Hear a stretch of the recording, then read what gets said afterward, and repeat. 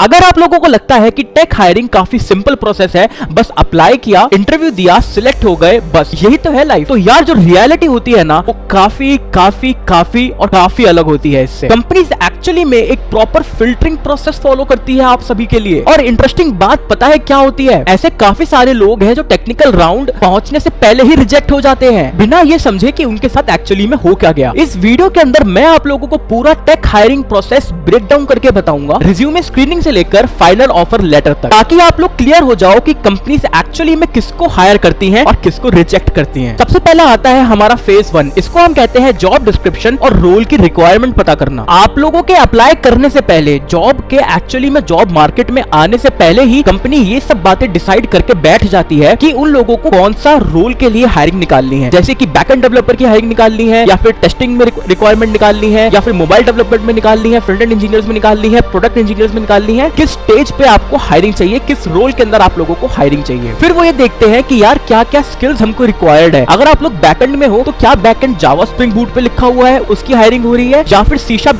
.NET core की hiring हो रही है। फिर वो लोग ये चेक करते हैं कि यार हमारी कंपनी का बजट कितना है पर्टिकुलर रोल के लिए। फिर नोटिस पीरियड की प्रेफरेंस चेक होती है कि 1 महीने, या फिर हम लोगों को पूरे 90 डेज बाद एक पर्सन चाहिए जो हमारी कंपनी को ज्वाइन कर पाए। तो इस फेज के अंदर कंपनी अपनी सारी रिक्वायरमेंट को गैदर करती है, उसका एनालिसिस करती है, ताकि वो जॉब हायरिंग की पोस्ट निकाल सके लोगों के लिए। फिर हमारा आता है सेकंड फेज, इसको हम कहते हैं रिज्यूमे स्क्रीनिंग या फिर शॉर्ट लिस्टिंग। ये सबसे पहला फिल्टर होता है आम लोगों के लिए जो कंपनी में अप्लाई करने जा रहे हैं। सबसे पहले जो रिक्रूटर्स होते हैं वो लोग ये चेक करते हैं कि आपके रिज्यूमे में जो स्किल्स हैं वो कंपनी के जॉब डिस्क्रिप्शन से मैच कर रही हैं या नहीं कर रही। आप लोगों ने रेलेवेंट टूल्स एंड टेक्नोलॉजीज के ऊपर भी काम किया है। फिर वो लोग देखते हैं कि प्रोजेक्ट सेक्शन के अंदर क्या आप लोगों ने रेलेवेंट टेक स्टैक यूज करके एक एडवांस प्रोजेक्ट बनाया है, उसको अच्छे से कहीं लाइव किया है। उस प्रोजेक्ट की वो डेप्थ भी चेक करते हैं कि आपने कितना डेप्थ के अंदर काम किया हुआ है। ऐसा नहीं कि इसे बस टू डू लिस्ट बना दी तो भाई काम हो गया, नहीं, ऐसा प्रोजेक्ट बनाने की कोशिश करनी चाहिए कि आप थोड़ा डेप्थ दिखा पाओ कि आपको ये टेक स्टैक आता है। फॉर एग्जांपल जावा के अंदर अगर आप काम करते हैं बैकएंड डेवलपर, तो जावा स्प्रिंग बूट यूज करके, काफका कुबरनेटिस यूज करके कुछ ना कुछ ऐसी तरीके की चीज बनाओ कि यार ये लगे कि हाँ भी बंदे ने ऐसा प्रोजेक्ट बनाया है जो काफी ज्यादा इंडस्ट्री स्टैंडर्ड्स को मैच करता है, अपनी स्किल्स को भी प्रूव करता है और काफी ज्यादा स्केलेबल भी है। ये सब चीजें देखने के बाद वो लोग ये चेक करते हैं कि आप लोगों को एक्चुअली में कितना वर्क एक्सपीरियंस है। अब वर्क एक्सपीरियंस लोगों को बहुत तरीके के हो सकते हैं, पर वो स्पेसिफिकली चेक करते हैं कि उनको जो रिक्वायरमेंट है उस पर्टिकुलर डोमेन के अंदर एक पर्टिकुलर पर्सन को कितना वर्क एक्सपीरियंस है और वो कितना रेलेवेंट वर्क एक्सपीरियंस है। ऐसा नहीं कि आपने कुछ भी लिख दिया कि भाई मैंने तो कहीं काम किया हुआ है, नहीं, रेलेवेंट वर्क एक्सपीरियंस ही काउंट किया जाता है जब कंपनी फिल्ट्रेशन अपना लगाती है पहला। फिर वो लोग ये भी पैटर्न देखते हैं कि आपने एक कंपनी के अंदर कितनी देर तक काम किया है। ऐसा तो नहीं कि आपने एक कंपनी के अंदर शॉर्टलिस्ट हुए फिर विदिन 6 मंथ्स आप दूसरी कंपनी ज्वाइन कर ली। एटलीस्ट मैं आपको लोगों को कहूंगा कि साल 2 साल तो एटलीस्ट एक कंपनी के अंदर आपको टिक कर काम करना चाहिए। जब ये सारी स्टेजेस ओके हो जाती हैं तब कंपनीज ये देखती हैं कि आपका नोटिस पीरियड कितना है भाई, 30 डेज है, 45 डेज है या 90 डेज है। और फिर लास्ट में वो लोग ये चेक करते हैं कि आपका करंट सीटीसी कितना है और आपकी एक्सपेक्टेशन कितनी है। भैया काफी लोग इस पर्टिकुलर फिल्ट्रेशन राउंड के अंदर रिजेक्ट हो जाते हैं क्योंकि या तो उनका एक्सपीरियंस रेलेवेंट नहीं होता, या फिर उनकी स्किल्स जो होती है वो कंपनी की जो रोल है उसके जॉब डिस्क्रिप्शन से मैच ही नहीं करती दूर दूर तक, या फिर उनका नोटिस पीरियड का पंगा होता है। अगर आप लोगों का रिज्यूमे शॉर्टलिस्ट हो जाता है अपनी इनिशियल स्क्रीनिंग के अंदर, तब आप लोग फेज 3 की तरफ बढ़ते हो, जब आपको आता है HR कॉल। तो इस फेज के अंदर आपको कंपनी की HR डायरेक्टली कॉल करती है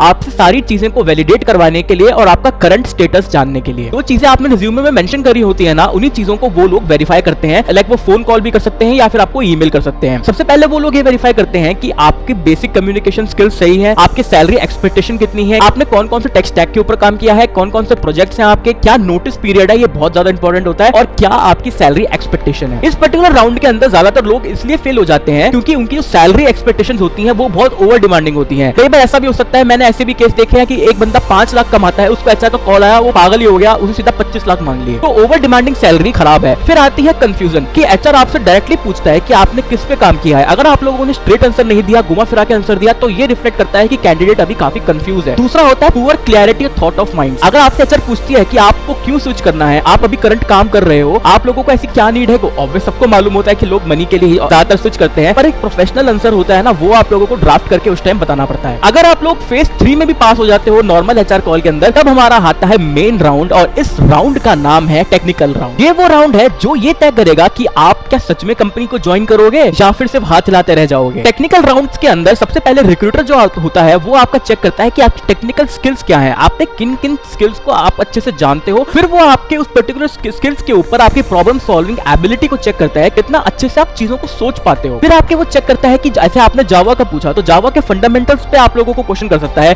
कि भैया मेरे को इनहेरिटेंस बताओ, मेरे को पॉलीमॉर्फिज्म बताओ, मेरे को बताओ रन टाइम पॉलीमॉर्फिज्म क्या होता है, मेरे को बताओ कंस्ट्रक्टर क्या होता है, कंस्ट्रक्टर ओवरलोडिंग क्या होती है। तो ये सब बेसिक कॉन्सेप्ट्स आप लोगों से वो एक्सपेक्ट कर सकते हैं। अगर नॉट जस्ट जावा, अगर आप लोगों ने सी शार्प बोला, या फिर आप लोगों ने बोला कि भाई मेरे को सिलेनियम आती है, या फिर आप लोगों ने बोला मेरे को स्प्रिंग बूट आता है, या फिर HTML CSS जावास्क्रिप्ट, अगर आप कुछ भी मेंशन करते हो ना, तो आप लोगों को उसकी डेप्थ अच्छे से पता होनी चाहिए, क्योंकि रिक्रूटर आप लोगों से एक्सपेक्ट करता है कि जैसे टेक्निकल राउंड होगा, आप लोगों को जो स्किल आपने मेंशन करी है उसके ऊपर आपको सब कुछ अच्छे से आना ही आना चाहिए। कुछ भी फेक किया तो आप लोग पकड़े जाओगे। जैसे ही आपका जो टेक्निकल राउंड प्रोग्रेस करता है, धीरे धीरे वो आप लोगों को समझ जाते हैं कि आप लोगों को कितना आता है कितना नहीं आता। तो मेजरली क्या होता है टेक्निकल राउंड के अंदर, अगर आप लोग जो उन्होंने क्वेश्चंस दिए हैं उनको अच्छे से सॉल्व कर पा रहे हो विद इन टाइम, तो वो लोग जज कर लेते हैं कि हाँ यार ये टेक्निकली साउंड आदमी है, इसको सब कुछ अच्छे से आता है। पर अगर आप लोगों ने 2-3 भी चीजें ऊपर नीचे कर दी या डिले किया, तो फिर वो समझ जाते हैं कि हमको थोड़ा भी टेक्निकली और ग्राइंड करने की जरूरत है। तो टेक्निकल राउंड डिपेंड करता है कि एक कंपनी कई बार एक टेक्निकल राउंड लेती है और कोई अच्छी कंपनियां 3-4 टेक्निकल राउंड भी लेती है। मेरे टाइम 7 to 8 टेक्निकल राउंड हुए थे। अगर आप लोग टेक्निकल राउंड सारे क्लियर कर लेते हो, तो लास्ट में जो आता है हमारा आता है फेज 5,